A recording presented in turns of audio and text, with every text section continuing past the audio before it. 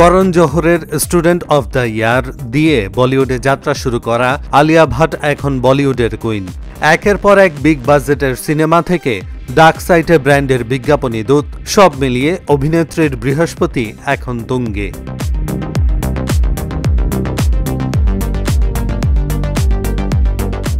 আলিয়া ভাট শুধু পর্দায় নয়, বাস্তব জীবনেও এক অনন্য মানুষ।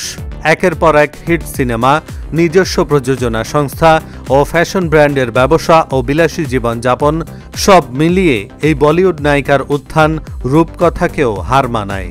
অথচ এত সাফল্যের মাঝেও শুরুতে যারা ছিলেন তাদের ভোলেননি এই তারকা। জানা গেছে সম্প্রতি নিজের গাড়ি চালক এবং এক গৃহকর্মীকে বাড়ি কেনার জন্য 50 লাখ রুপি করে, অর্থাৎ মোট 1 কোটি রুপি আর্থিক সহযোগিতা করেছেন।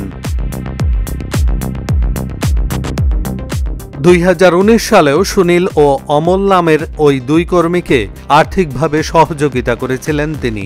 এবার একেবারে মাথা গোজার ঠাঁই করে দিয়ে নজির গড়লেন এই অভিনেত্রী। আলিয়া এখন শুধু কাপুর পরিবারের বৌমা নন, নিজেই এক বিশাল সাম্রাজ্যের মালকিন। জিকিউ ইন্ডিয়ার তথ্য মতে বলিউডে আলিয়ার মোট সম্পত্তির পরিমাণ প্রায় 550 কোটি রুপি, যা স্বামী রণবীর কাপুরের ও ননদ কারিনা কাপুরের সম্পত্তির পরিমাণকেও পেছনে ফেলেছে। আলিয়ার আয়ের উৎস বহুস্তরীয়। চলচ্চিত্র, বিজ্ঞাপন প্রযোজনা সংস্থা, রিলায়েন্সের সঙ্গে যৌথভাবে পরিচালিত শিশুদের পোশাক ব্র্যান্ড এবং একাধিক রিয়েল এস্টেট বিনিয়োগ। নিজের মা শনি রাজদান ও দিদি শাহিন ভাটকে ইতিমধ্যেই ফ্ল্যাট উপহার দিয়েছেন তিনি। অন্যদিকে রণবীরের সঙ্গে যৌথভাবে কাপুর ম্যানশন তৈরি করতে প্রায় 200 কোটি রুপি বিনিয়োগ করেছেন।